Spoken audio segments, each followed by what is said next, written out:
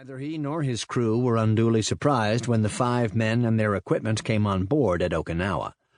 The men were all dressed in black, and all had their faces covered like bandits. Even more curiously, one of the men, the smallest of the 5, had only one arm. The Moray was a Gato-class submarine stationed off northern Kyushu, one of more than 60 in that efficient and effective category.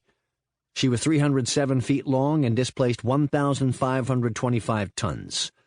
Along with 10 torpedo tubes, she had a 3-inch deck gun and a 20mm Oerlikon anti-aircraft gun. The Moray was a formidable weapon and had been built at Mare Island, California, in late 1944.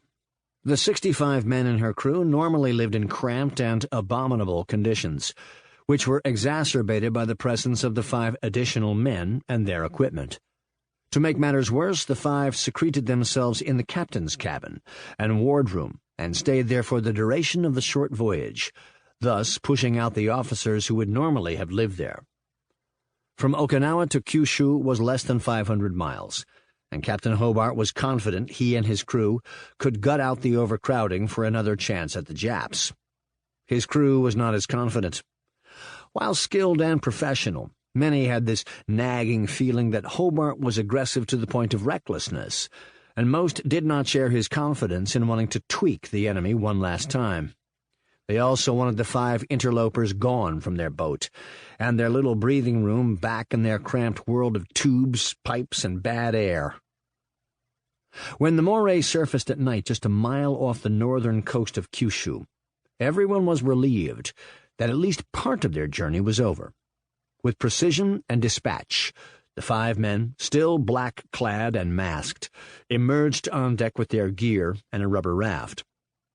Silently they pushed off, and 4 men paddled while the 5th, the one-armed man, sat unmoving in the center of the small craft.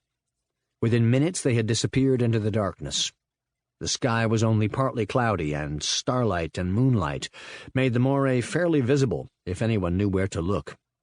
Prudently, her skipper submerged her farther, until only her conning tower was above the surface of the gently rolling sea. "Skipper?"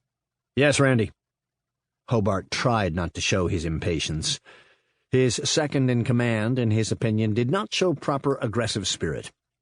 Randy Bullard was a reservist who'd made it known that he wanted to go home more than anything else. Well, he would go home when his captain decided, and not before. "Captain, I strongly suggest we submerge to periscope depth. There's just too much of us showing, and we are very close to enemy territory." Hobart sniffed the air and looked about. It was humid, and he thought it might soon rain. There was no sign of anything on the sea or in the air, and the brooding hills of Japan, so tantalizingly close, were dark and still as well. It was the middle of the night, and the Japanese were asleep, even those who had survived the nuclear assaults on Nagasaki and Kokura. He wondered if he should risk a look at Nagasaki's harbor after finishing this assignment. "Negative, Randy. Let's air the place out. It stinks like a stable down there. Besides, those banditos in the raft have to be able to see us in order to find their way back to us." Besides, Hobart thought silently, he didn't want to give in to his weakling of an exec. Only just before the raft had shoved off had Hobart been given the final portion of his orders, which informed him that only one of the 5 men, he presumed they were Marine raiders, would actually be leaving the sub.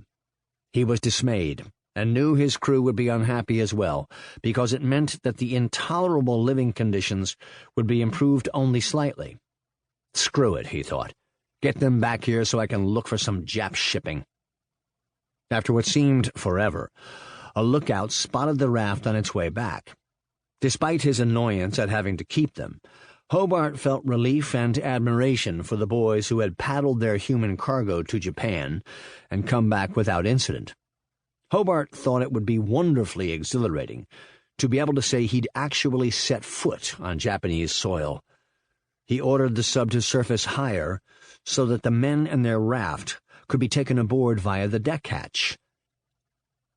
A little less than half a mile away, Commander Mochitsura Hashimoto looked transfixed through the periscope of his submarine, the I-58.